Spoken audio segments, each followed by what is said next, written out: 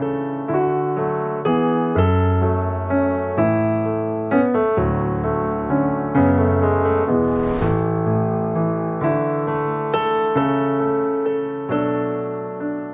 irmãos, a paz do Senhor, tudo bem com vocês? Que a bênção do Senhor esteja sobre a vida de todos os que nos assistem. Eu sou o presbítero Josué Batista e você está conosco no canal Bereano Pentecostal, um canal voltado para o estudo da Palavra de Deus e para o desenvolvimento da vida cristã. Aqui você encontra conteúdos diversos para a sua edificação espiritual. Por isso eu te convido a se inscrever no canal e ativar o sininho das notificações para receber os nossos conteúdos. Também te peço que desde já deixe o seu like neste vídeo, compartilhe com amigos, irmãos e também que você deixe um comentário, para nos ajudar em nosso trabalho. É muito importante esse apoio para a continuidade do nosso trabalho aqui no YouTube. E hoje estamos aqui, os irmãos que acompanham o nosso canal sabem que semanalmente estamos aqui para fazermos o estudo da lição da Escola Bíblica Dominical. Queremos lembrar a todos que estamos estudando as lições do terceiro trimestre do ano de 2024, com o tema O Deus que governa o mundo e cuida da família, os ensinamentos divinos nos livros de Ruth e Esther para a nossa geração. E hoje estamos aqui fazendo o encerramento do trimestre. Vamos fazer o estudo da lição de número 13. E também os irmãos que acompanham o nosso trabalho sabem que fazemos esse estudo com a participação, a colaboração de um professor, de um mestre, de alguém dedicado ao ministério de ensino na Casa de Deus. E hoje estamos aqui pela primeira vez, contando pela primeira vez, com a participação de um grande amigo, presbítero Salvador Júnior, que pela primeira vez vem em nosso canal, e ele hoje vai colaborar conosco no estudo desta lição. Então, Júnior, você pode saudar os irmãos inicialmente, para depois nós fazermos o estudo. Ok. Meus irmãos, a paz do Senhor. É um prazer estar aqui me juntando ao Josué para comentar essa lição da Escola Bíblica Dominical. Congrego ali na congregação central, aqui no Maracanaú, Assembleia de Deus Maracanaú. E para mim é um prazer estar aqui, podendo contribuir com o Josué e ministrar parte desta lição com vocês aqui. Irmão Júnior, a alegria é toda nossa, a honra de tê-lo aqui, de você ter aceito o nosso convite. E irmão Júnior é uma pessoa muito querida nossa, mas ainda não tinha tido a oportunidade de estar aqui conosco, de forma que a sua presença aqui muito nos alegra. E você vai participar aqui conosco do estudo da lição de número 13, que tem como título Esther, a portadora das boas novas. Amém? Amém. Muito bem. Vamos também fazer aqui, você vai me ajudar na leitura do texto áureo e da verdade prática.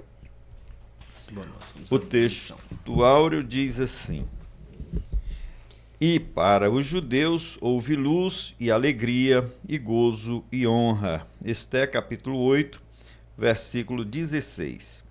Pode ler a verdade prática, por favor. Está escrito assim: O Senhor é poderoso para transformar trevas em luz, tristeza em alegria, angústia em júbilo, humilhação em honra.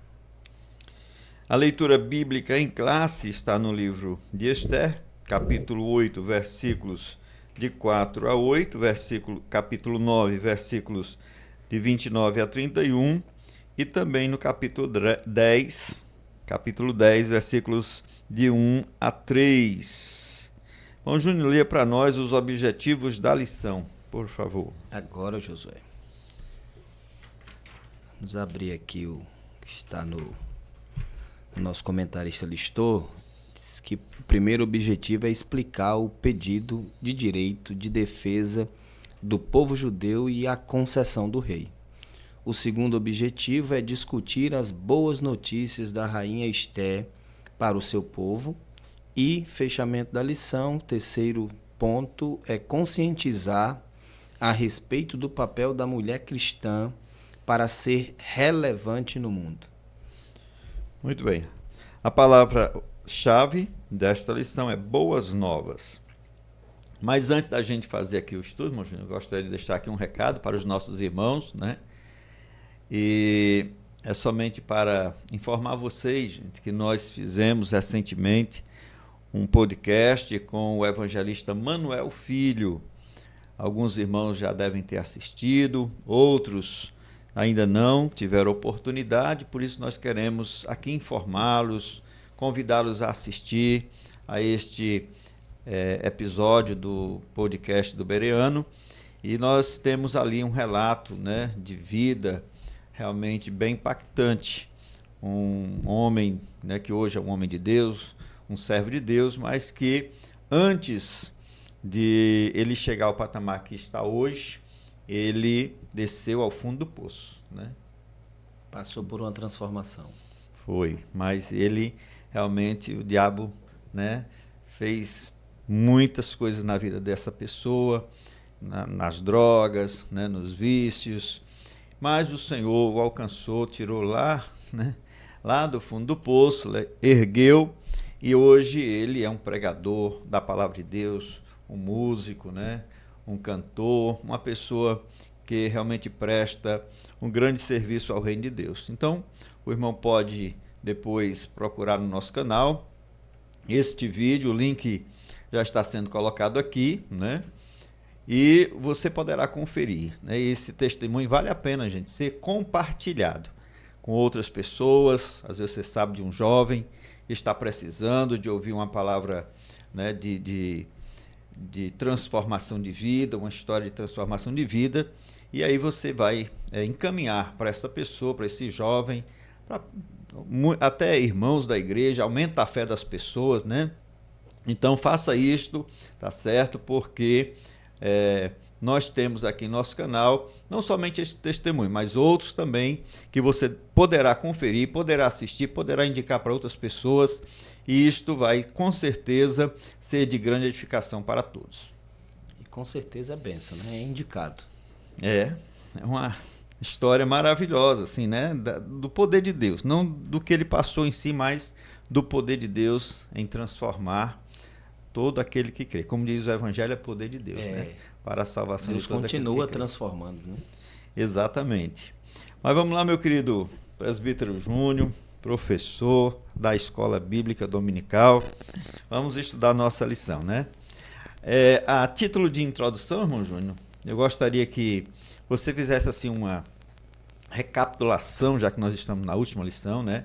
E nesse trimestre nós estudamos 2 livros da Bíblia, que são os livros de Ruth e o livro de Esther. A lição, acho que até a lição 5 foi o livro de Ruth, né? Da lição 6 até a 13, o livro de Esther. E essa história de Esther, né, ela também nos chama muito a atenção pela as coisas assim impressionantes que acontecem de uma mulher humilde, uma pessoa simples, né, que foi erguida, que foi levantada, que foi alçada a uma posição de grande importância. Eu queria que você fizesse assim, essa recapitulação para que nós pudéssemos entrar hoje nesta última lição e ver como é a conclusão dessa história de Esther. Ok. Eu acho que é importante relembrar, Josué, o tema central da lição, né? A gente passou aí, nós estamos passando por 13 lições, e para o irmão e amigo que nos assiste, é importante a gente frisar aqui que a gente está estudando sobre o Deus que governa o mundo e que cuida da família, né? E os 2 livros, eles trazem de forma muito clara para a gente o cuidado de Deus para com a família. Nós vemos isso no cuidado de Deus na família de Ruth, e vemos Ruth entrando aí na genealogia do Messias e sendo uma mulher que marca a história, né? Não só cuidando da sua sogra, não só sendo alguém que absorveu a fé judia ali e teve um conhecimento verdadeiro de Deus, mas alguém que entrou para a história do povo de Deus e sendo lembrada por nós hoje em dia. Assim como Ruth também. Esther também, que surge no cenário como uma moça órfã, criada ali por seu primo, vivendo em um povo que estava sendo servo dos medos e persas. E você olha para o livro de Esther, como a gente estudou durante os capítulos, a palavra mais espiritual que a gente vai encontrar nesse livro vai ser a palavra jejum. Nós não encontramos a palavra Deus, mas nós vemos Deus trabalhando. Nem oração, né? Nem oração. Nós enxergamos claramente Deus trabalhando na família de Esther, para que na história desta família ele viesse abençoar a nação do povo de Deus. A gente consegue enxergar ali ao longo do capítulo, né? A festa que o rei dá, Deus agindo naquilo. A reação da rainha Vasti em não atender o convite do rei, a destituição dela. O rei, o que a história vai nos contar, né? Ele vai para uma batalha, sofre uma derrota, quando ele volta, tá lá triste, alguém dá o conselho: rei, você não tem rainha. E aí? E aí ele faz o edito, promulga, procura uma rainha, e de tantas pessoas de famílias nobres, Deus cria aquele cenário e Esté é escolhida como rainha. Cai ali na graça do rei. E nós vemos que o povo de Deus ele vai passar por dificuldades. Não demora muito para Amã se levantar contra o povo de Deus. A lição 12 vai mostrar muito claramente isso, né? Toda a trama arquitetada ali. E nós chegamos na lição 13, que é o clímax do livro, que nós vamos nos debruçar hoje sobre o livramento que nós podemos perceber que Deus dá ao seu povo através da vida de Esther, né? Você vê que em algum momento ali ela até duvida e o primo precisa chegar lá e dizer: será que não foi para esse tempo que Deus te colocou aí, nesta posição? Então eu entendo que assim como aconteceu com Esther, pode acontecer conosco também, de Deus nos escolher e nos colocar para um tempo determinado, seja para a nossa família, seja para o seu povo, para o nosso bairro, nosso município, nossa nação, e nós precisamos estar à disposição do Senhor para desempenhar um papel relevante, assim como desempenhou Esther. Aqui nós vamos entrar no detalhe aqui no decorrer do estudo. Muito bem, irmão Júnior, você fez essa introdução aqui desta lição, né, e do livro em si, da história de Esther, e nós realmente assim vemos esse agir de Deus, esse controle de Deus. Aí eu quero te perguntar, você gosta de finais felizes em histórias? Na maioria deles, sim. E esse é uma história que tem final feliz, né? Exatamente. O que eu queria trazer aqui, né, é que acho que todo mundo, a maioria das pessoas gostam de finais felizes, né? Porque geralmente nas histórias as personagens elas passam por um momento de sofrimento, de humilhação, né? E todo um momento assim de muita tensão, de muita tristeza.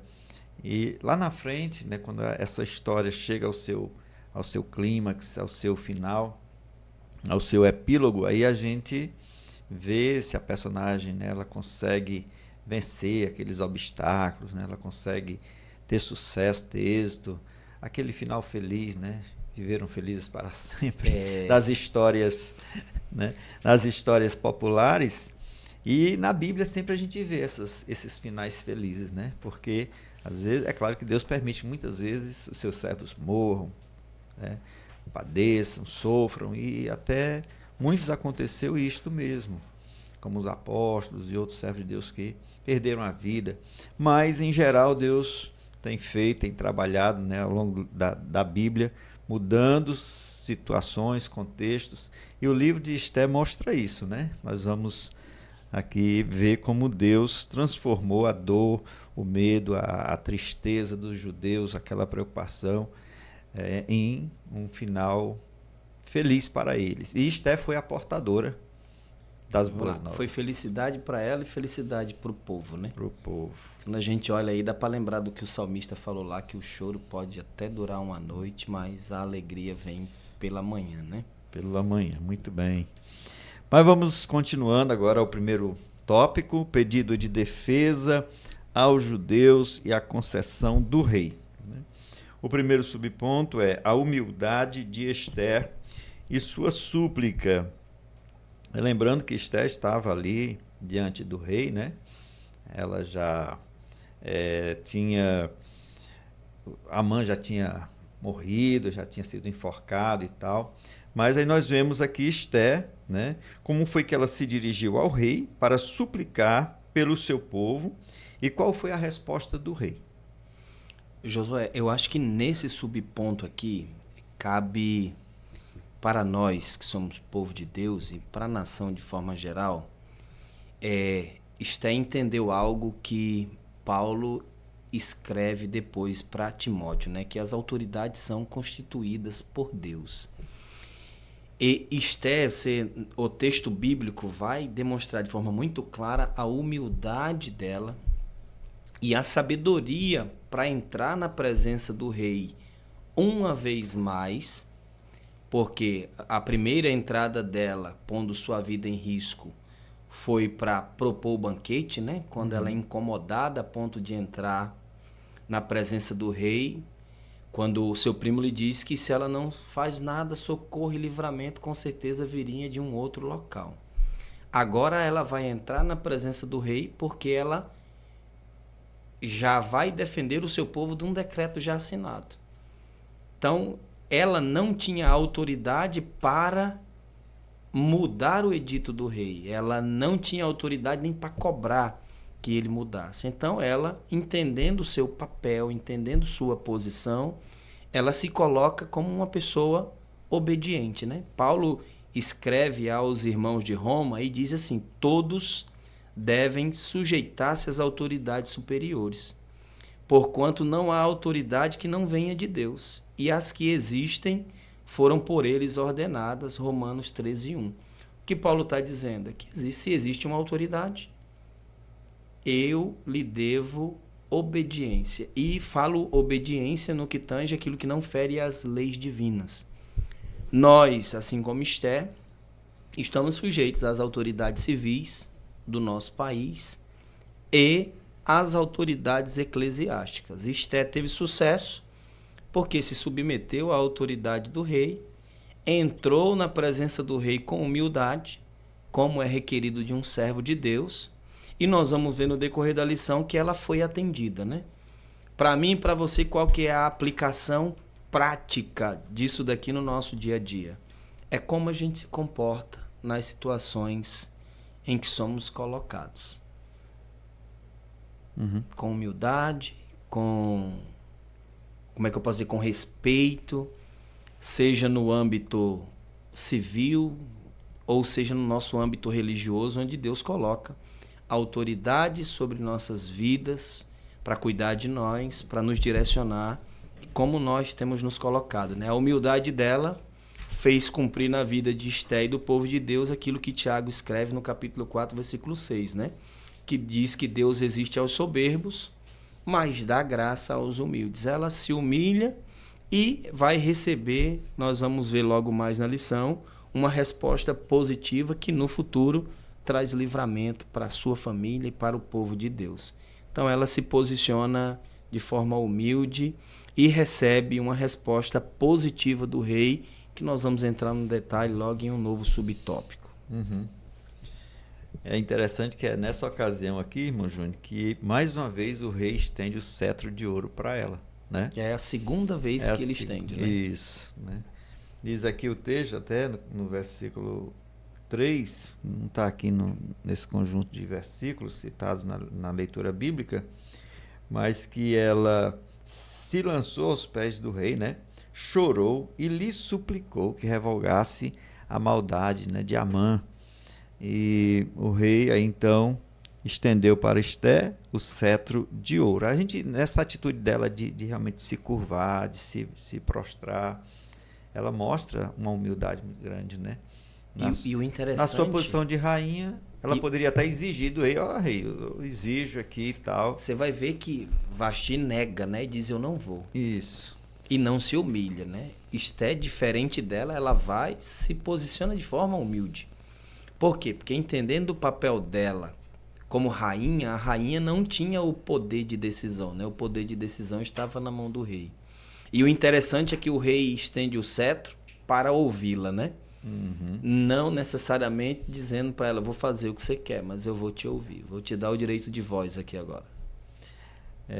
Tem um texto em Provérbios que diz, diante da honra vai a humildade, né? Ou seja, há pessoas que querem ser exaltadas primeiro, antes de realmente se humilharem, serem humildes, né? De passarem por uma situação de humildade, né? De viverem a humildade, elas querem logo ser honradas. Esther não, ela cumpre esse passo a passo, né? Muito bem, nós temos então aqui estabelecida essa primeira parte do caráter de Esther, de uma mulher humilde, que suplica, né, o favor do rei, e ela não está suplicando por si, ela está suplicando pelo povo dela, pelo seu povo, né? Ela está intercedendo. Intercedendo pelo povo dela, o povo judeu. Aí no segundo tópico diz assim, subtópico, segurança jurídica. É o que eu queria que você trouxesse aqui um esclarecimento sobre o que é essa segurança jurídica, num contexto geral, né? Não só aqui, mas o que é isso, o que é que significa, e também como isto está relativo a esta lição que nós estamos estudando.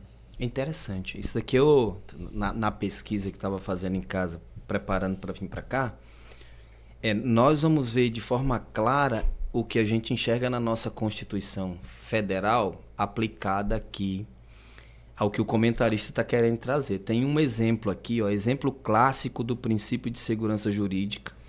É o que decorre do artigo 5º do inciso 36 da nossa Constituição Federal de 1988, que diz o seguinte, segundo a qual a lei não prejudicará o direito adquirido, e interessante aqui, a coisa julgada e o ato perfeito. O que é que o comentarista quer trazer aqui? O rei, ele sela um edito que Amã redige contra o povo judeu. E a Constituição, vamos usar esse termo, né? A Constituição Medo-Persa não permitia revogar um edito que tivesse o selo do rei. Os irmãos e amantes da Bíblia vão lembrar aí quando o rei Dário sela lá com o seu anel o edito que deixava claro que todas as pessoas do reino deveriam fazer petições apenas ao rei, a nenhum outro, a nenhum deus, a nenhuma divindade. E Daniel vai orar. Quando Dário recebe que Daniel quebrou a lei, ele passa uma noite sem dormir. Por quê? Porque ele não podia revogar. Por quê? Porque era coisa julgada, ele já tinha assinado. Então, quando a gente chega no livro de Esther, é muito claro, o rei revoga a lei. Ele promulga a lei, na verdade, né? Ele assina o edito que dava liberdade para os inimigos dos judeus destruírem os judeus. Esther se humilha, recebe a extensão do cetro, porém a resposta do rei é, eu já promulguei. Capítulo 8 vai dizer que ele fala claramente que uma vez selado com o anel, a lei medo-persa era irrevogável. Ou seja, mesmo ele sendo rei, mesmo tendo os seus momentos de altivez, né, de alteração, ele não poderia revogar. Então existem limites impostos que são irrevogáveis. Olhando para a nossa Constituição, para nós cristãos, a Constituição nos dá o direito de culto. Ninguém pode vir entrar na nossa igreja, bagunçar em um culto, a gente tem direito de defesa, chama a polícia, a pessoa vai sair presa. O que é isso? É coisa julgada. Está na Constituição. Então, Esther entra na presença de Assuero e ele diz, eu não posso fazer muita coisa por você em relação a revogar. O que a gente vai ver no próximo subtópico é que ele dá uma válvula de escape para o povo. Por mais que eu não possa revogar, por mais que eu não possa, diante da segurança jurídica, desfazer o que eu já fiz, eu vou dar uma opção para vocês. É um plano B aqui para vocês, né? Nós temos leis municipais, leis estaduais, leis federais, que nós, como cidadão, precisamos cumprir. E as autoridades também estão submissas a essas leis. É claro que a gente vive em alguns cenários que aparentam ser controversos a isso que a gente está comentando aqui. Mas existe a Constituição para reger, existem as leis para reger, e existe aquela lei, né, aquela segurança jurídica divina, né, que são as leis de Deus para nós, que nós precisamos obedecer, e sabendo que aquele que segue recebe o precedente, recebe a bênção de Deus, recebe o cuidado de Deus por estar debaixo dessa autoridade divina. É muito interessante, né, irmão Júnior, essa questão daquele sistema legal deles, legal no sentido de lei, né, de que vem de lei, da lei, né, que não se podia revogar, né, quer dizer, não havia ninguém acima das leis, nem mesmo o rei, nem mesmo o soberano de todo aquele vasto império, ele também deveria se submeter às leis. É muito interessante, pensando num tempo tão antigo. Hoje não, né? Porque a gente já tem muitos anos de história, né? E se passaram muitos anos na história da humanidade, ou seja, houve uma evolução no sentido dos sistemas, né? De leis e tudo mais. Mas naquela época, pensar dessa forma, né? É muito interessante assim a gente refletir. E assim, só complementando também que nós temos aqui no nosso país, né, a Constituição como a lei maior. É a Carta Magna, Carta né? Magna, né? É o que rege todas as demais leis, todas as leis que são elaboradas, nenhuma pode ser contrária à Constituição, né? Você vai abrir um inciso, vai abrir alguma coisa, tem que levar para o Congresso aprovar, mas a Constituição, ela entende-se que ela é soberana, né? E nós vemos aí que ela está aí desde 1988, né? E assim, para finalizar esse ponto, irmão Júnior, a gente vê a questão da segurança jurídica, né? É muito importante. Eu acho que esse é o ponto que ele quer destacar. Que, assim como naquela época havia essa segurança. O rei estabelecia um decreto, uma lei, não era igual a nossa, que tem um conjunto de leis chamado Constituição, né, que contempla muitos, eu acho que todos os aspectos sociais, né, do nosso país, mas naquele tempo havia essa segurança. Né? Então, quando o rei dizia, eu vou dar aqui metade do meu reino, estava fechado. Colocou, né? O selo do anel lá, vai dar. Estava selado, pronto. E é assim também, é muito importante você ter essa segurança jurídica nos dias atuais, porque você pode saber que o seu direito está assegurado, seus direitos, né, os seus deveres também estão assegurados por uma lei maior. E se mudar o presidente, se mudar o ministro, se mudar fulano, cicrano, isso não vai alterar em nada, porque a lei continua a lei ela vai continuar, né, lá. O direito de defesa, e aí foi a alternativa que o rei encontrou, né? Como o rei Assuero tentou compensar o fato de não poder revogar o edito de morte contra os judeus. O texto ele é rico, né? Você vê que o rei ele deixa claro que não poderia revogar o edito inicial redigido por Amã e selado pelo rei, e ele abre para Esté e para Mardoqueu, e ele deixa claro, escrevam aquilo que vocês querem. Vocês têm o direito de escrever o que vocês querem fazer daqui para frente. E ele diz, vocês podem se defender. Escrevam, eu vou selar com o anel, e vai ser divulgado em todas as 127 províncias do reino. E ele dá o direito do povo a se defender. O interessante aqui, Josué, é o seguinte, que você vai ver que o povo ficou tão forte depois desta, vamos chamar assim, de válvula de escape, que no dia da defesa nós temos mais de 75 mil pessoas que eram inimigas do povo de Deus e que perdem a vida no dia que o povo vai se defender. E eles, o texto bíblico vai dizer que eles recebem inclusive a ajuda dos nobres, ou muitas pessoas se juntam à causa dos judeus. Por quê? Porque eles veem que o povo está crescendo, né? Tem o rei a favor, Amã já havia sido destruído, tem Mardoqueu ali agora se colocando, né, e se levantando como eminência. Então é muito favorável à posição do rei, né?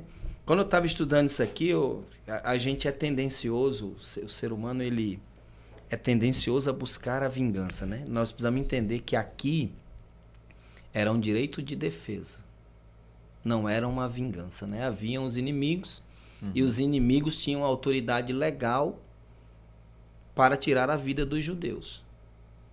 Agora os judeus estavam recebendo autoridade legal para defenderem a sua própria vida. Ou seja, alguém veio tirar minha vida, por ser judeu, eu posso me defender. Em relação à vingança, que aí a gente vê muita coisa efervescendo no nosso meio, né? Que as pessoas gostam de se vingar. Se alguém me tira do sério, eu vou lá e faço. A Bíblia vai deixar claro para a gente que a vingança, ela pertence ao nosso Deus, né? Paulo escreve lá, minha vingança, diz o Senhor. Ou seja, para nós, se não é causa julgada, se não é defesa legal, a gente não deve estar se vingando. É preciso colocar isso daqui para que não haja mal entendimento, né? Que o povo de Deus foi lá se vingar dos seus inimigos. Não, eles se defenderam. Aqueles que foram atacar, eles precisaram se defender e, usando a base legal aqui, eles defenderam o seu território, a vitória foi grande, o povo se alegrou muito. E a palavra do rei é, se defendam. Eles se defenderam e nós conseguimos chegar no capítulo 8 e 9, o grande livramento que Deus dá para o povo. E lá no 10 eles vão estar se alegrando. Mas o edito do rei foi muito favorável a ponto da autodefesa do povo de Deus naquele período lá.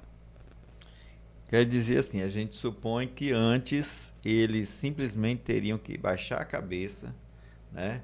Deixar os adversários, os inimigos, todos tomarem seus bens, destruir seus filhos, matar. E eles não poderiam, né, ter nenhum tipo de reação. Mas agora eles teriam autorização legal e real, né, para reagir a toda aquela situação que tinha sido preparada contra eles, né? E também vai assim favorecer que as autoridades, né, tomassem posição em favor dos judeus. Que aí nós vamos ver nesse capítulo, né? Os nobres se levantam, né, no capítulo 9 para defender o povo também. Isso. Porque antes eles ficariam assim de mãos atadas. Não podemos fazer nada, porque se a gente for defender os judeus, nós estamos indo contra uma lei do rei, e aí eles poderiam ter também consequências, né? Mas agora, tanto os judeus poderiam se defender, quanto eles também poderiam obter a ajuda de quem quer que fosse, inclusive, e principalmente das autoridades, né, para ajudá-los nesta defesa. E por isso eles, é claro que acima de tudo, porque Deus concedeu a vitória, e eles puderam realmente ter uma saída, uma solução para aquele grande problema que eles estavam enfrentando, né? Você consegue ver aí, Josué, que o povo de Deus tem tantos inimigos nesse período, que só na Fortaleza, só em Suzã, na capital, foram mais de 500 pessoas mortas que eram inimigos e com certeza foram atrás de destruir algum judeu, de matar algum judeu. Olhando para os nossos dias, você vai ver o seguinte, nós, o cidadão brasileiro, se alguém tenta pular no quintal da sua casa para roubar ou levar algo seu, hoje nós temos direito de defesa. Sim. É a defesa do seu patrimônio, a defesa daquilo que é seu. Aqui, providência de Deus para que o povo se defendesse e perpetuasse a nação, né? Para que a nação não viesse sofrer a pena ali do primeiro decreto. Mas Deus trabalha no coração do rei, eles chegam nessa estratégia e o povo recebe o grande livramento. Realmente nós temos aí a reação judaica e a vitória, né? A sinopse do primeiro ponto, irmão Júnior, diz assim: a rainha Esté suplica humildemente a segurança jurídica para exercer o direito de defesa. O que me impressiona é que mesmo o rei tendo dado essa contraordem, né, os inimigos ainda assim, no dia estabelecido por Amã, eles estavam realmente prontos para atacar os judeus, né? Poderiam ter dito, não, já que tem essa outra ordem, ninguém vai atacar os judeus, mas mesmo assim eles fizeram, né? Porque você vai ver que o mal tá lá, né? Ele tá querendo destruir. E algo além disso, Josué, algo interessante aqui que eu acho que é importante falar, Deus fez a parte dele? Sim. Foi Deus que moveu o coração do rei para estender o cetro, para a rainha, para dar o direito dela escolher o que ela queria fazer, dar o direito de defesa. Mas nós vemos que o povo de Deus ele precisou se posicionar. Sim. Eles tiveram que fazer a parte deles, né? Se posicionando em defesa daquilo que era deles. Nós estamos estudando um trimestre que fala do Deus que governa o mundo e cuida da família. Então, no que tange a nossa família, Deus nos dá o direito de defesa da nossa casa. Ele faz a parte dele? Faz. Mas eu como marido, você como esposa, eu como filho ou como pai, preciso fazer minha parte. Na defesa da minha família, que é tão atacada. Deus está cuidando dela. Uhum. Mas eu preciso fazer minha parte, assim como os judeus fizeram a parte deles neste grande livramento. É verdade.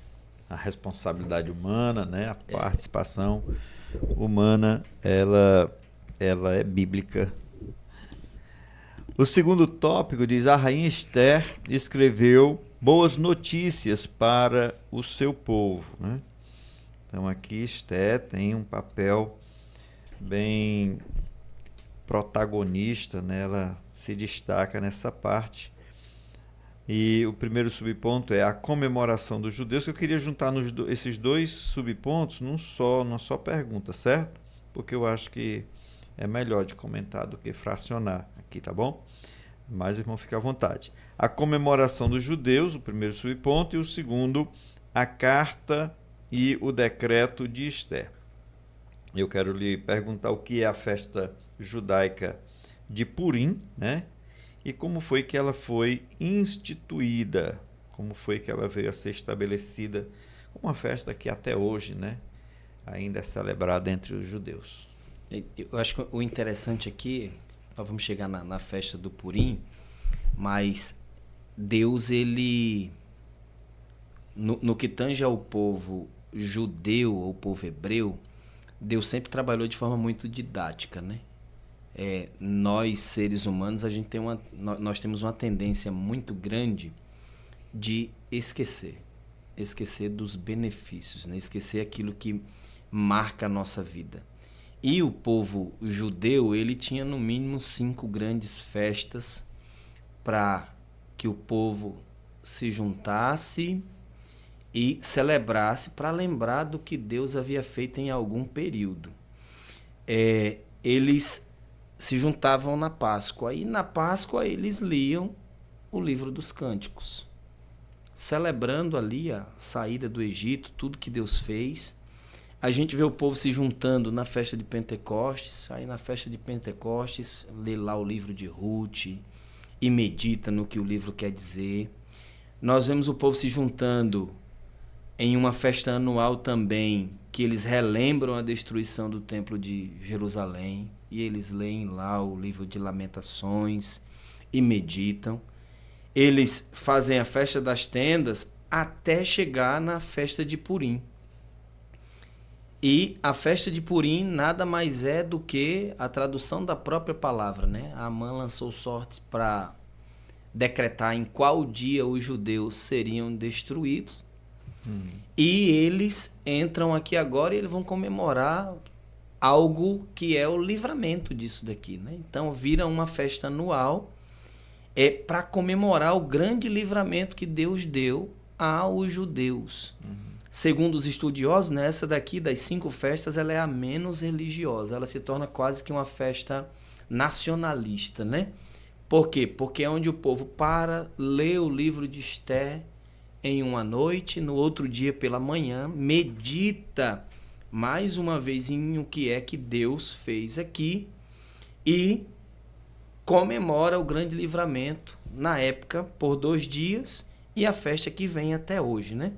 Então a gente vê aqui que naquele momento de dificuldade, uma vez que o povo venceu, a primeira coisa que Deus coloca no coração do Mardoqueu e da Esté, isso aqui precisa ser lembrado. E o povo relembraria isso por gerações até hoje, né? Eu estudando esse tema aqui, ficou muito claro na minha mente lá o que o salmista fala no Salmo 103, né? Quando ele vai convidar-nos a lembrar, dizer, bendize a minha alma ao Senhor e tudo que há em mim, bendiga o seu santo nome. Bendize a minha alma ao Senhor e não te esqueça de nenhum dos seus benefícios, né? Então nós precisamos lembrar daquilo que Deus fez. É algo interessante nesse subponto aqui, nos dois, é que é a primeira vez, né, que Esté vai se comunicar com o seu povo como rainha, se posicionar, escrever algo, instituir algo. E eu acho que cabe uma aplicação pessoal para nós aqui, né?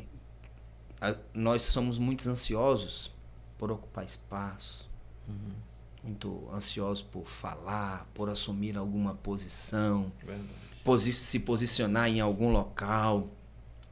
E esse posicionamento de Esté aqui deixa claro para a gente que vai chegar a nossa hora, em que a gente vai receber o lugar que Deus nos colocou, ou que Deus tem preparado para a gente, e que no momento certo a gente vai conseguir se posicionar, vamos assumir aquilo que é nosso, vamos receber o destaque que nos é devido. Então a gente não precisa pular o processo, a gente não precisa acelerar nada, porque no momento de Deus as coisas acontecem. Em relação ao posicionamento de Esté, tá? Pronto? Muito bem. Então nós temos aqui sobre a carta e o decreto, né? O decreto eu entendo que foi esse de autodefesa dos judeus, né? Isso.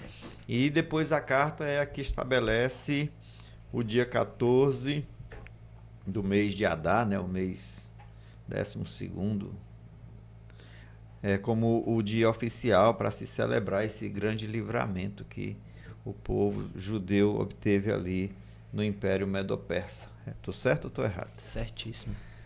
Passaram 2 dias fazendo festa, né? O povo judeu gostava de festa, assim como nós hoje. E era importante celebrar porque foi um grande livramento, né? Um grande livramento esse povo que sempre vive sob risco, sob ameaça, né? Desde muito tempo.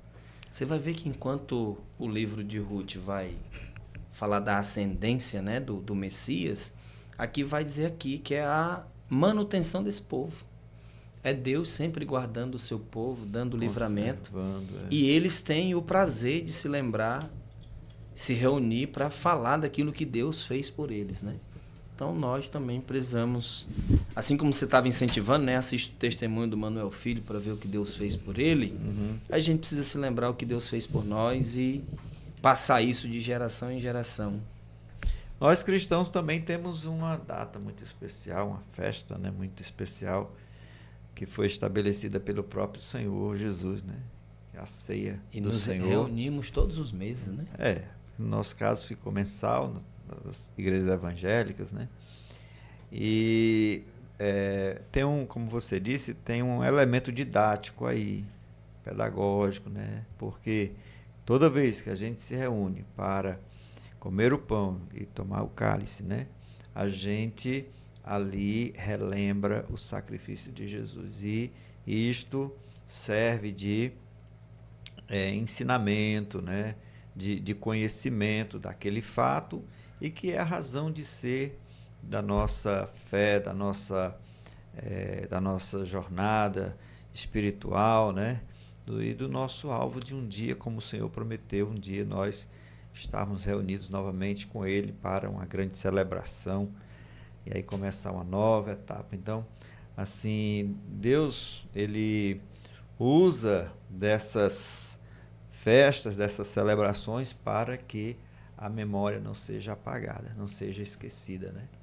No caso da igreja, eu entendo, se é presbítero também como eu, a gente tem essa responsabilidade de ministrar a ceia do Senhor, e às vezes a gente vê em determinados cultos em que é feito este ofício e que as pessoas pregam mensagens totalmente fora, né, do tema eu acho um desperdício, né?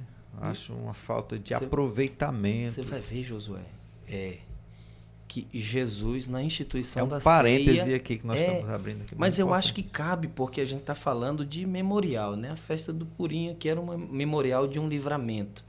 A Páscoa era o memorial da saída do Egito. A ceia é o memorial da saída do cristão do mundo, do Egito. E o próprio Jesus, na instituição, ele diz: vocês vão fazer isso em memória de mim. Então, essa reunião você vai E lá façam até que eu você que vai eu para venha, lá né? pensar em Jesus, pensar por que ele veio e no seu sacrifício, na sua ressurreição. Mas o core do culto de ceia, o centro é Jesus Cristo. Então, eu acho que a instrução é válida e se Deus colocou no seu coração, não é um culto para a gente falar de Davi, né? Não, exatamente. De Moisés, de Josué. É Jesus. Fala de Jesus e o povo vai ser abençoado Até porque e vai se lembrar do que Jesus fez. hoje, assim, dando assim, estendendo um pouquinho mais isso, né? É que tem se pregado tão pouco sobre a salvação, sobre a morte de Cristo, sobre essa obra de redenção, nos cultos em geral. Muitas vezes as pregações são motivacionais, né? São aquelas mensagens. Então, assim, a gente tem que entender que a ceia se torna, muito, dentro desse contexto, muito mais importante, em que se traga essa temática, né? Em que se relembre o sacrifício do Senhor, toda aquela história, toda aquela trajetória, as causas dele ter morrido na cruz, a razão dele ter vindo ao mundo, né? E também as consequências daquele ato, né? Que aparentemente foi um ato de tristeza, né? de morte, de perda, mas que redundou na nossa redenção, na nossa salvação, né? Então a gente não pode negligenciar isto. Ele aceitou nos substituir, né? Mas o tema é a festa de Purim, né? Então a festa de Purim é o dia que o povo judeu celebra o livramento ali no Império Medo-Persa. E o terceiro subponto é a exaltação de Mardoqueu, né? Aquele Mardoqueu que estava lá à porta do rei. E agora, como foi que ele foi exaltado? Como foi essa mudança de posição na vida de Mardoqueu? Eu acho que a gente está chegando em um ponto aqui bastante interessante, né? Que aí tem bastante aplicações pessoais para nós cristãos dos dias atuais. Os irmãos são conhecedores da Bíblia e conhecem o quanto que Mardoqueu foi perseguido, né? Ele servia ao rei com fidelidade, participou de um livramento que o rei recebeu. Ele denunciou, né, a trama contra o rei, mas ele, em um determinado momento, a fé dele foi colocada em xeque, né? Ele não se curvou ao Amã e, por não se curvar, ele passa a ser perseguido a ponto de ter uma forca armada para que ele fosse enforcado nela por não se submeter a os desejos de Amã, né? Ele, no decorrer da história bíblica, você vai enxergar ele recebendo uma honra elevada, né? Ele chega aqui depois que Amã é enforcado, depois que Esté declara quem é o Mardoqueu, ele recebendo uma posição de autoridade como segundo do reino. Recebendo o anel, recebendo direito de ter autoridade sobre toda a casa de Amã, sobre todos os bens de Amã. Então, é algo que vem para ele recebe, é honrado, porém isso vem depois de muita obediência, depois de muito serviço, que é o que você falou aí em questão de que a humildade precede a honra. Então ele recebe honra, é exaltado, todo o reino vai enxergar esse engrandecimento. Você lê os versículos do capítulo 10. É muito claro a colocação, a posição em que Deus permite o Mardoqueu chegar e o povo reconhece tudo isso. De aplicação prática para a gente, ele sendo a segunda pessoa do reino, ele recebendo o anel, que lhe dava autoridade para tratar alguns assuntos do rei, eu consegui enxergar muito claro a gente esperando aqui o nosso momento. Você imagine aqui, ó, eu escrevi aqui, Provérbios 15:33 diz que o temor do Senhor ensina a sabedoria e a humildade antecede a honra. Você já imaginou? É Deus honrando ele porque ele em algum momento foi obediente.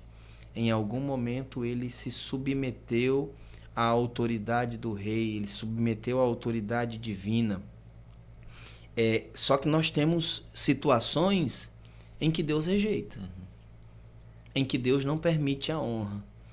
Eu tive o cuidado de escrever aqui o que Deus fala para a casa de Eli. Olha só, 1 Samuel 2:30. Portanto, diz o Senhor Deus de Israel: na verdade tinha falado eu que a tua casa e a casa de teu pai andariam diante de mim perpetuamente. Porém agora, diz o Senhor, longe de mim tal coisa. Porque aos que me honram, honrarei. Porém os que me desprezam serão desprezados. Ou seja, é muito claro que Mardoqueu honrou a Deus durante sua trajetória, honrou ao rei, e isso lhe trouxe honra também. Então, nós que procuramos alguma honra, né?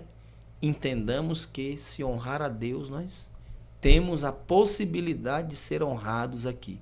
Se não aqui, a vida eterna. Mas Mardoqueu, que é o ponto da lição, ele recebe honra diante de todo o reino por ter honrado a Deus e ter servido ao rei ali com submissão. É interessante, irmão Júnior. Eu acho que aqui, nesse ponto, a gente encerra o estudo do livro de Esther, né? Porque o terceiro ponto ele vai trazer uma abordagem mais ampla sobre o papel da mulher, mas nesse ponto aqui a gente encerra e a gente vê como Mardoqueu, o texto encerra lá, né, dizendo que ele foi um homem público, exemplar e próspero, né, trabalhando para o bem de todo o seu povo. Eu acho até seria bom a gente ler aqui como está escrito. Final do capítulo. Capítulo 10, versículo 3. Porque o judeu Mardoqueu foi o segundo depois do rei Assuero, e grande para com os judeus, e agradável para com a multidão de seus irmãos, procurando o bem do seu povo e trabalhando pela prosperidade de toda a sua nação. Né? Então, ele vai concluir essa história, ela vai terminar tanto com Esther se destacando, né, se tornando uma mulher realmente importante na história, não só na posição, mas em ação também, né? E Mardoqueu vindo a exercer a posição que antes era de Amã, né? E também mais assim, diferente de Amã, que só queria a honra para si, Mardoqueu trabalhava para o bem do povo, pensando no povo. Era a pergunta que eu ia te fazer, Josué. O que é que falta nesse texto? Que não aparece no texto. Não aparece ele buscando honra para si, né? Exatamente. Não aparece ele buscando o benefício próprio, a exaltação própria. Você vê aqui muito claro ele trabalhando para os outros. Usando a sua posição, né, para beneficiar toda a sua nação, todo o seu povo. E não assim buscando, eu quero ser honrado, ser... Eu acho que cabe aqui uma aplicação para nós que ou trabalhamos na obra de Deus como ministros ou aqueles que têm aspiração, né? A Bíblia vai dizer que nós fomos dados à igreja para servir a igreja, para a edificação da igreja, enquanto em muitos locais tem aqueles que cobram o ser servido, cobram a honra. Deus nos tem colocado em algumas posições de destaque para que nós sirvamos aos irmãos, sirvamos ao povo e a igreja de Deus continue sendo edificada. E não só assim dentro do contexto da igreja, mas onde nós estivermos exercendo posições de eminência, de relevância, né? A gente procure trabalhar pelo bem da comunidade, o bem das pessoas, né? Nós estamos ali na posição para servir aos outros, que coisa importante você ter sido colocado numa posição que você pode ajudar pessoas, orientar, né? Pode fazer com que outras pessoas cresçam, se desenvolvam, prosperem. Isso é muito importante, né? Aí a gente mudar, porque muitas vezes as pessoas pensam, irmão Júnior, assim, hoje eu estou aqui nessa posição, Deus me colocou e tal, e fica igual o rei Nabucodonosor, que olhou assim para o seu, né, palácio, olhou a vastidão do seu império, olha aí, tudo isso aqui eu construí, tudo isso aqui eu alcancei, tudo isso aqui é meu. Diz a Bíblia que na mesma hora entrou um espírito nele que mudou o juízo, a mente dele, ele foi comer capim com os bichos lá na... Até né? dar glória a Deus. Até que ele reconhecesse, né, que havia um Deus no céu. Então, assim, que a gente possa usar. Acho que dá para aplicar isso aqui também, né? Não só no contexto da igreja, mas no contexto social. Tem muita gente hoje, nós estamos numa época de eleições, e tem muitas pessoas na política aí pensando no que vai lucrar, né? Na posição que vai ser de vereador, de prefeito e tal, mas pensando nos benefícios pessoais. E nós temos o exemplo de Mardoqueu, que usou a sua posição para, de fato, trabalhar pelo povo, trabalhar pelas pessoas, né? Tem um grande pensador aí de liderança que ele diz que aquele que não vive para servir, não serve para viver. É verdade. Não serve para viver aquele que não vive para servir. A sinopse do segundo ponto é: a rainha Esté emite uma carta e um decreto para os judeus exercerem o direito de defesa. E agora nós vamos entrar num ponto aqui que traz mais assim um aspecto mais polêmico, né? Mas para nós é tranquilo porque nós nos fundamentamos na palavra de Deus. A mulher é chamada por Deus para ser relevante no mundo. Uma mulher notável, o primeiro subponto, pergunta por que, aliás, o que fez de Esté uma mulher notável? Porque a gente vê que Esté realmente, né, uma mocinha simples lá do povo, que de repente é alçada a uma grande posição. E o que mas só foi a posição ou só a beleza que fez dela essa mulher notável? Josué, o texto bíblico ele é rico, né? Nós vamos ver algumas características de Esté em relação ao seu primo, como ela age em relação ao primo e como ela age em relação ao rei, né? Você vê que ela, na posição de rainha, em nenhum momento ela destrata Mardoqueu. Ela retira a autoridade do homem que a criou. Ou seja, aqui já entra de cara para a gente aplicar aqui o que tinha na vida dela. Era uma mulher humilde. Ela era uma mulher obediente. Porque ela podia dizer para o Mardoqueu em algum momento ali: rapaz, eu sou a rainha, tu não me importuna, não vem para cá. Não manda mais em mim. Tu não manda em mim, já cresci, já sou maior de idade, já a vida agora é minha, agora eu sou esposa do rei. Mas não, ela respeitou, ela foi obediente, ela foi humilde. Então, você vê que trazendo para os nossos dias são coisas que parece estar se perdendo na vida de muitas pessoas. Tem pessoas que devem imaginar que a humildade, o respeito e a obediência faz ela perder espaço, faz ela perder posição. E a vida de Esté vai deixar muito claro para a gente que, pelo contrário, quando você respeita, quando você é humilde, quando você obedece, você ganha destaque, você ganha relevância, você é respeitado, você recebe a reciprocidade.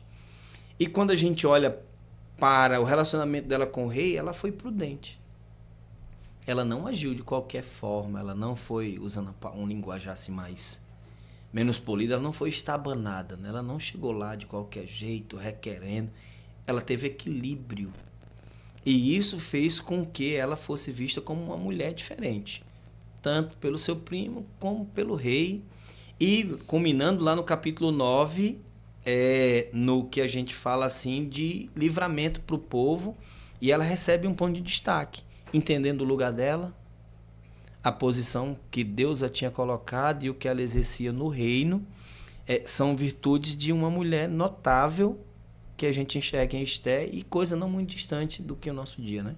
Humildade, respeito, obediência, prudência, equilíbrio, temor a Deus, que é muito claro na vida dela.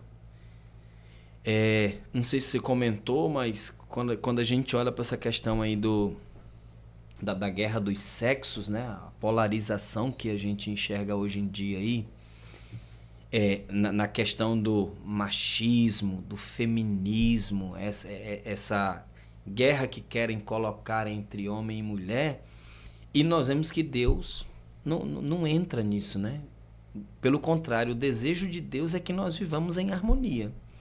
É que nós vivamos bem, né? Vai lá no Salmo 133 e ele diz: ó, quão bom e quão suave é que os irmãos vivam em união. Ou seja, você quer viver bem? Viva junto. Homem e mulher têm um papel designado por Deus para ambos. E um não inviabiliza o outro, um não diminui o outro. Isso dentro da família, isso na sociedade. Eu acho que existe espaço para todos. E Deus tem um plano especial para a vida de cada um, né? Independente do sexo, independente do gênero, seja masculino ou feminino, Deus tem um papel aí para que cada um desempenhe. Assim como Deus usou Mardoqueu para criar Esté, Esté foi usada para dar um grande livramento para o povo, Deus pode fazer isso nos nossos dias também. É interessante, irmão Júnior, assim, que ela foi escolhida para ser a rainha pela beleza dela, né? Ela, dentre as milhares de jovens, certamente, que foram selecionadas para participar daquele concurso, né, de beleza, para que fosse escolhida a mais bela de todas, que agradasse mais ao rei. Então ela foi mais, como muitas vezes hoje as pessoas olham deseja, né, um jovem, uma moça, deseja um rapaz para casar, ou um rapaz deseja uma moça, e procura pelos olhos só pela beleza exterior, né? E depois descobre que aquela pessoa não tem caráter, não tem, né, qualidades morais.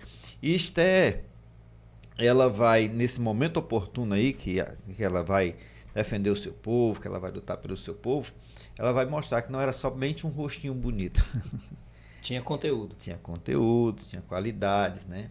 Era uma mulher humilde, sabia se posicionar, prudente, muito prudente, né? Você vê que naquele processo de chegar perante o rei, quando ela vai lá, o rei estende o cetro de ouro, ela não vai de imediato: ó, eu quero o livramento do meu povo e tal, né? Mas ela vai, convida para Tem 2 banquetes ali. 2 banquetes, ela faz todo, né, uma preparação com muita prudência.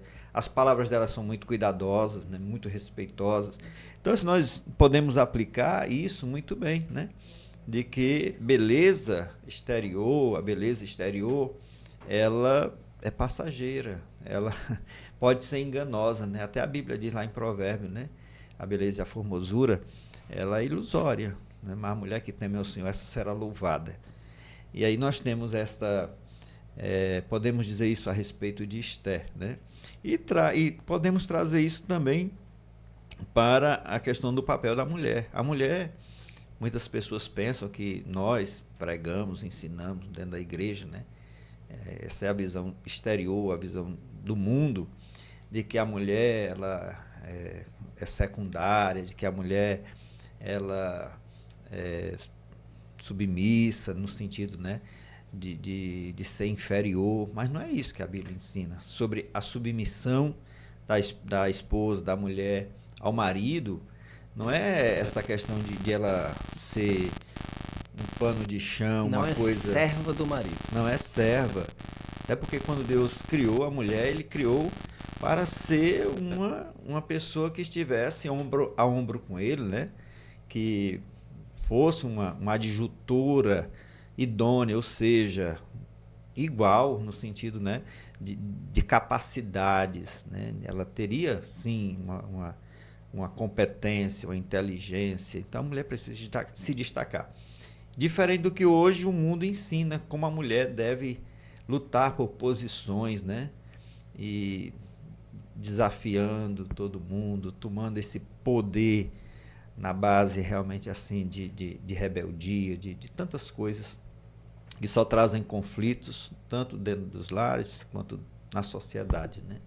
Aí a gente cai nessa questão da banal guerra dos sexos. Você já até entrou um pouquinho aí, né?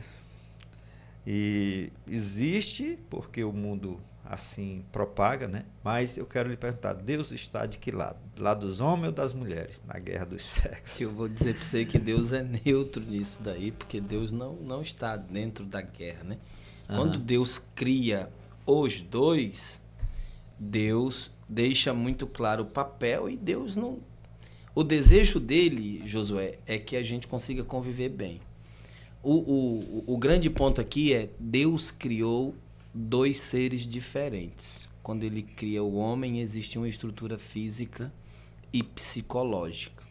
Quando ele cria a mulher, uma outra estrutura física e psicológica. E não é demérito para nenhum dos dois. Se você perguntar para qualquer pessoa, quem chora mais fácil? A mulher é mais sentimental, ela já... Deus colocou isso nela.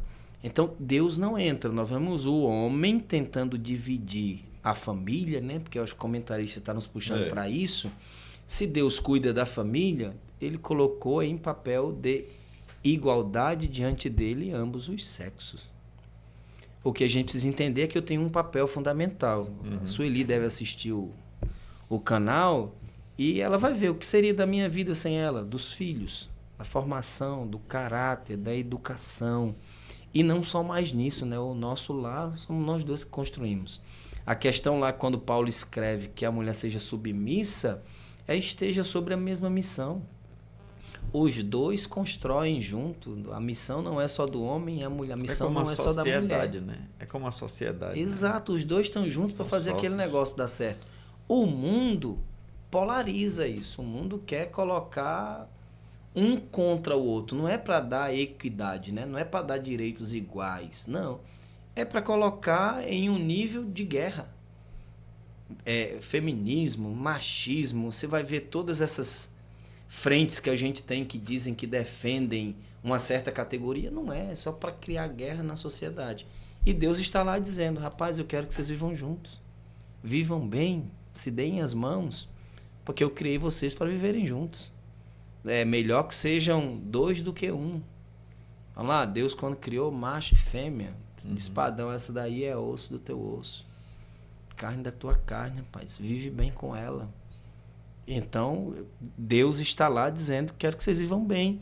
E Deus não está no meio disso, né? Se tem aí algum machista, alguma feminista que defende isso com unhas e dentes, até no meio cristão, Deus não está no meio disso, tá? Deus quer que o povo viva bem. Isso não vem de Deus.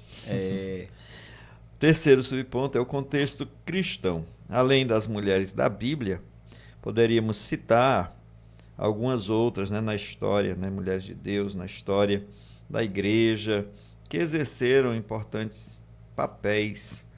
Você sabe de algumas? Você pode citar algumas? Josué, eu coloquei duas aqui porque eu queria comentar de outras, né? Eu trouxe aqui a Susana Wesley. Você imagine aqui, uma mulher que cria 19 filhos, 10 chegam na fase adulta, e é um dos grandes homens de Deus que marcaram o mundo evangélico, o John Wesley. E um dia ela está falando com um dos filhos, né? Conta a história, né? E o marido chega para ela e diz, é a 20ª vez que você está falando isso para ele. Aí ela diz assim, eu estou feliz, porque se eu tivesse parado na 19ª, ele não teria entendido. Na 20ª ele entendeu. Ou seja, ela entende o seu papel como mãe e Deus a usa para formar um dos grandes homens de Deus de toda a história que a gente tem conhecimento.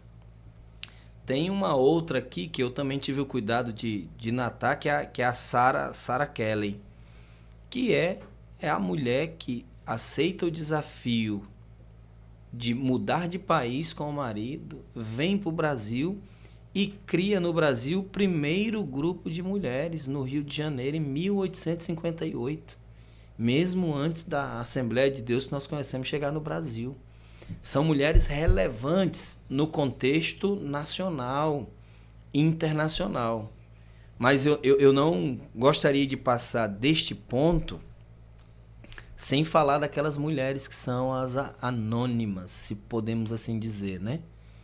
Que é a esposa de alguém, a filha de alguém, essa irmã que nos ouve, que participa de um ciclo de oração, que é alguém que ministra a palavra e que às vezes não está em um grande cenário, mas que Deus usa com relevância, com destaque. Eu estava falando para os irmãos lá na igreja um dia desse, vou mandar o vídeo pro filho dela, né? A irmã Sebastiana, lá na cidade de Porto Velho.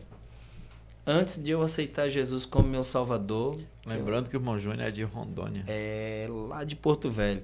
Que eu não era...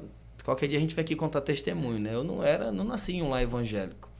E um dia eu tô sentado numa calçada, falando de mulheres, né? A irmã Sebastiana tá passando na rua, evangelizando. E ela me dá um folheto e passa.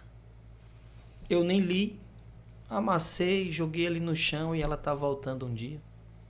No mesmo dia, né? Mais tarde. Aí passou do meu lado, olhou, viu aquele folheto no chão. Aí olhou para mim e disse assim, um dia você vai estar entregando folheto e alguém vai amassar e você vai sentir o que eu estou sentindo. E foi para casa. Aceitei Jesus, aí ela falou, agora você vai sentir. Então, são mulheres que estão ali, que não têm um nome em um cenário nacional, mas que fazem a diferença. São as irmãs que estão no ciclo de oração, orando por mim, por você, pedindo a Deus que o Bereano Pentecostal continue atingindo muitas vidas. E nós queremos deixar aqui, eu gosto de deixar minha palavra para as irmãs, não parem. Independente do contexto social, né, do que o mundo fala, continue fazendo o seu papel, papel de mãe, de esposa, de profissional, de serva de Deus, porque Deus tem um lugar especial. Como teve para essas mulheres, tem para as irmãs também. Nós podemos falar aqui, né? Nós temos nosso pastor João, tem a esposa dele, que é a companheira. O pastor João não conseguiria fazer tudo que ele faz se não tivesse a irmã Eliude ao lado. Uhum. Como serva de Deus, como companheira, como alguém que o compreende no seu chamado, no seu ministério, tanto que ele tem que se doar pela obra de Deus. Então são mulheres que estão aí e que Deus conta com elas e nós também. Uma coisa assim que Deus deu à mulher, irmão Júnior, é a potência de ser mãe, né? Que não deu ao homem. O homem não aguentava não, José. Não, mas assim, independente disso, né? Quer dizer, é importante entender que Deus estabeleceu papéis, mas não só isso, deu tanto a um quanto a outro coisas bem específicas que são de cada um, né? Então, a mulher, ela é a responsável por povoar a terra também, juntamente com o homem, é claro. Mas como o homem faria isso se ele não tivesse a esposa, se ele não tivesse a mulher, né? Porque ela tem essa potência de ser mãe. Ela tem essa capacidade única, exclusiva, dada por Deus para ela, né? Então, isto é uma grande dádiva, é uma grande bênção. O diabo tem trabalhado para inverter, né, na sociedade isso daí, e mostrar como se isso fosse algo ruim, que a mulher não deva ter filhos, que a mulher... Eu sei que há condições, né, para algumas pessoas, algumas mulheres, de não terem por uma questão biológica, mas, né, na ampla maioria é uma grande dádiva, uma grande bênção, e o mundo está invertendo isso, o diabo tem colocado na mente, né, das mulheres, na sociedade, né, que isso não é algo importante, mas a gente precisa entender. E eu queria só complementar aqui com essa questão do contexto assembleiano, né? Eu vejo que na Assembleia de Deus, pelo menos, dentro das denominações evangélicas, as mulheres têm um papel muito importante, né? Elas se destacam, elas não são colocadas de escanteio. Não são coadjuvantes. Não são colocadas lá, né? Sem poder se expressar, sem poder falar. Elas têm tido um papel muito relevante dentro da igreja. Nós temos exemplos aí, até citado na lição, Frida Wingren, né? Que compôs maravilhosos hinos da harpa cristã, né? Nós temos Celina Albuquerque. Você vai além, a Frida cansou de subir Igarapé e Rio, remando canoa para evangelizar e fazer muito obra de corajosa, né? Muito ousada. E assim, a gente pode dizer que dentro do contexto da Assembleia de Deus, as mulheres são... Eu não sou a favor do pastorado feminino, não sei se seria o seu caso, Mas isto não impede que as nossas irmãs em Cristo exerçam posições relevantes, né? De dirigir trabalhos, de ter a oportunidade de pregar, de ensinar, de ministrar, de fazer muitas coisas dentro da casa de Deus com muita liberdade e aceita, respeitada. Você vai pegar no ministério de Jesus, as mulheres trabalharam bem. Muito bom. Você vai pegar um dos juízes, vamos por assim dizer, era uma mulher, certo? Uma mulher. E que julgou o povo de Deus. Então a mulher pode, sim, e deve continuar desempenhando um papel de relevância na obra de Deus, de destaque. E Deus usa. Sim. Deus usa e nós temos um papel feminino forte em nossas igrejas, que o Senhor continue. Muito importante você falou sobre Jesus, né? Porque Jesus ele traz realmente uma nova forma de tratar as mulheres já naquele tempo, né? Ele, diferente da sociedade, que era muito, vamos dizer, machista, né? A mulher não tinha liberdade nenhuma. Nós vemos Jesus tendo mulheres no seu ministério, discípulas, mulheres que foram importantes na sua ressurreição, que sustentaram o seu ministério, tantas coisas que a gente vê das mulheres na Bíblia, né? E assim, nessa relação que elas tinham com Jesus, diferente, né?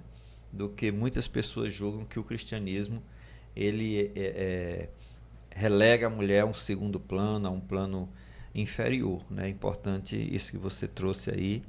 E nos dias atuais, dentro pelo menos da Assembleia de Deus, a gente vê uma grande liberdade de ação, de poder desempenhar funções e papéis dentro da igreja, né? Dentro do nosso contexto. Tem trabalho para todos. Tem trabalho para todos. Eu vou aproveitar para citar minha mãe, irmã Geralda Batista, né? Uma mulher de Deus que cuidou de 9 filhos, trabalhando, mas ensinando, levando para a escola dominical, levando para a igreja. E hoje a gente é fruto, né, desse trabalho. Completou agora 86 anos, sábado fizemos a festa dela. Olha aí, uma linda festa. Parabéns, irmã Geralda. Meu querido, nós chegamos ao final, né, deste estudo maravilhoso. A sinopse do terceiro ponto diz: a firmeza moral da rainha Esté é uma inspiração para a mulher cristã do século XXI.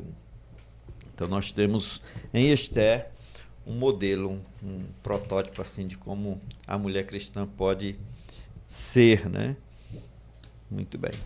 E eu quero pedir agora que você faça as suas considerações finais para a gente concluir o nosso estudo. Certo. Eu vou só relembrar os irmãos, conclusão geral aqui.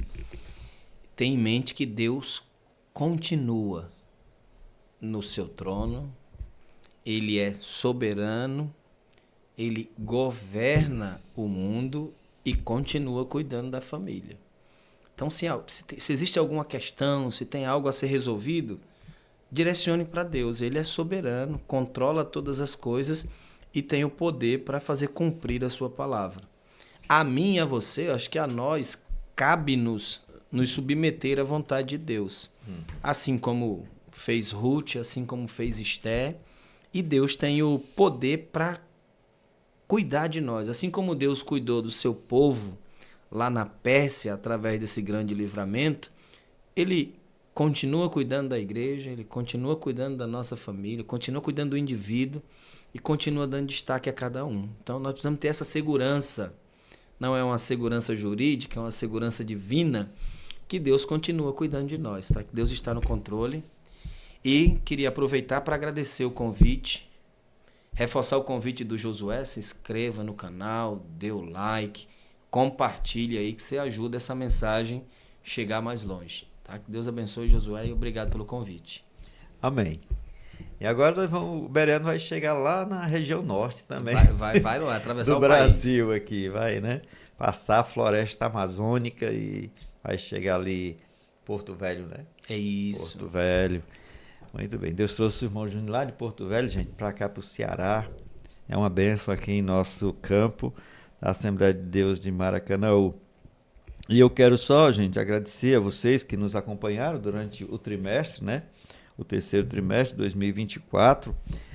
E, irmão Júnior, assim, só essa temática, assim, o Deus que governa o mundo e cuida da família, eu vejo que há dois planos aqui, né? O plano maior, que é o mundo. Deus não perde o controle da história, né? Do universo todo, mas também ele opera ali no micro, que é a família, que é um núcleo menor, né?